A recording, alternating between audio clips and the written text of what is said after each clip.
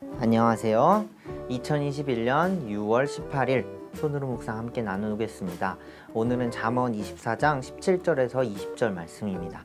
말씀 먼저 함께 읽어볼까요? 원수가 넘어질 때에 즐거워하지 말고 그가 걸려서 쓰러질 때에 내 마음에 기뻐하지 말아라. 주님께서 이것을 보시고 좋지 않게 여기셔서 그 노여움을 너의 원수로부터 너에게로 돌이키실까 두렵다. 행악자 때문에 분개하지도 말고 악인을 시기하지도 말아라.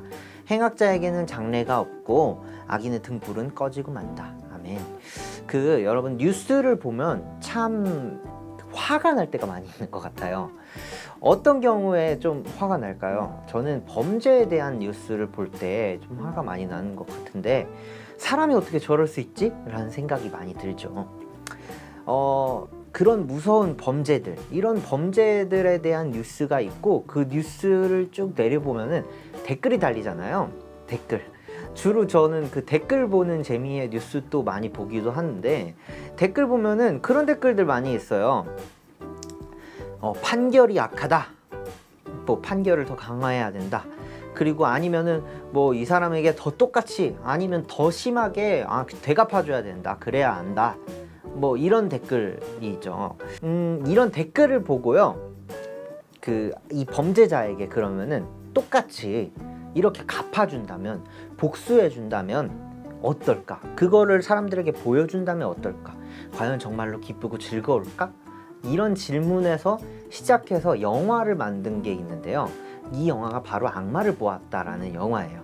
이 영화 보신 분도 많이 있을 테고 못 보신 분들도 있을 텐데 어떤 내용인지 간략하게 소개하자면 연쇄살인마에게 약혼녀를 잃은 주인공이 나옵니다.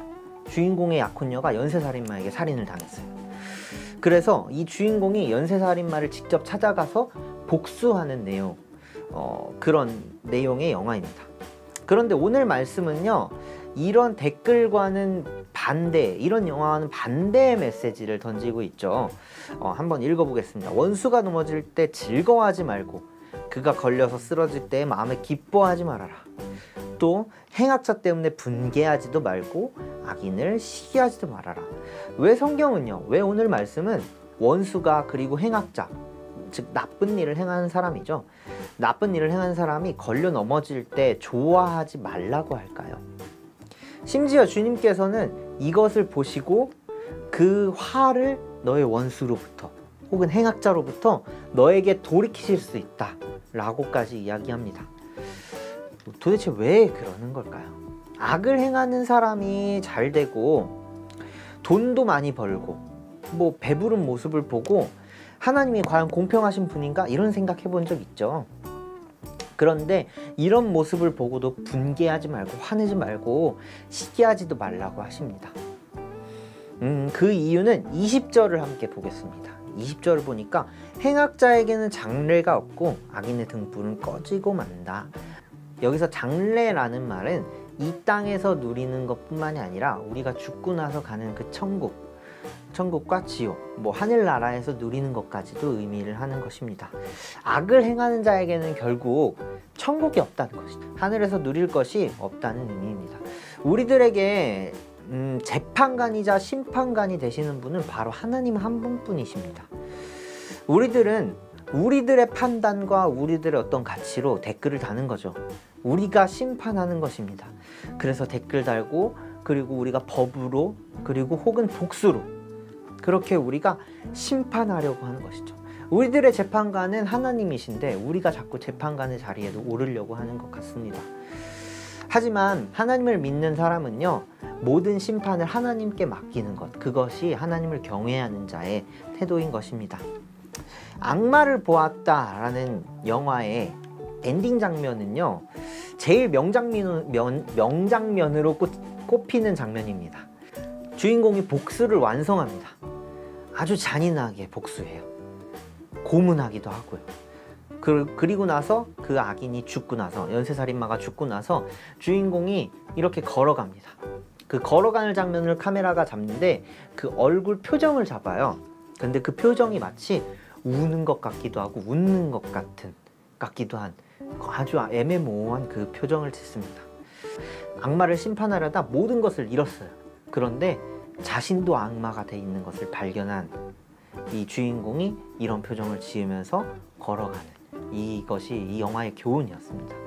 여러분의 원수가 또 악하다 생각하는 자들이 심판받을 때에 즐거워하는 것이 아니라 하나님을 경외하는 마음으로 나를 먼저 하나님 앞에 돌아보는 여러분이 되었으면 좋겠습니다. 그래서 살다 보면요, 그렇게 저 사람 너무 악해, 혹은 저건 아니지 하는 일들 있을 것입니다. 그럴 때 저 사람이 잘못했어 라고 이야기하거나 뒤에서 욕하거나 하는 것이 아니라 겸손히 그 사람을 위해서 혹은 공동체를 위해서 기도할 수 있는 우리들이 되었으면 좋겠습니다. 그것이 성숙한 그리스도인의 모습이 아닐까요? 오늘 하루 또 누군가를 나의 잣대와 나의 가치관, 나의 선입견으로 심판하는 것이 아니라 겸손히 기도할 수 있는, 사랑할 수 있는 여러분이 되시길 소망합니다. 함께 기도하겠습니다. 하나님, 내가 심판자의 자리에 설 때가 있었습니다. 내가 누군가를 재판하고, 내가 누군가를 판단하고, 내가 누군가를 가르치려 하고 높은 자리에 설 때가 있었습니다. 하나님, 그러나 그 모든 권한을 하나님께 올려드립니다. 그리고 나는 낮은 자리에 내려와서 하나님이 내리시는 판결 앞에 나 자신을 또 돌아보고 순종할 수 있는 내가 될 수 있도록 주님 인도하여 주옵소서. 오늘 하루 그렇게 겸손히 낮아지는 하루가 되게 하여 주옵소서. 예수님의 이름으로 기도했습니다. 하늘에 계신 우리 아버지여, 이름이 거룩히 여김을 받으시오며 나라의 마옵시며 뜻이 하늘에서 이룬 것 같이 땅에서도 이루어지이다. 오늘날 우리에게 일용할 양식을 주옵시고 우리가 우리에게 죄 지은 자를 사하여 준 것 같이 우리의 죄를 사하여 주옵시고 우리를 시험에 들게 하지 마옵시며 다만 악에서 구하옵소서.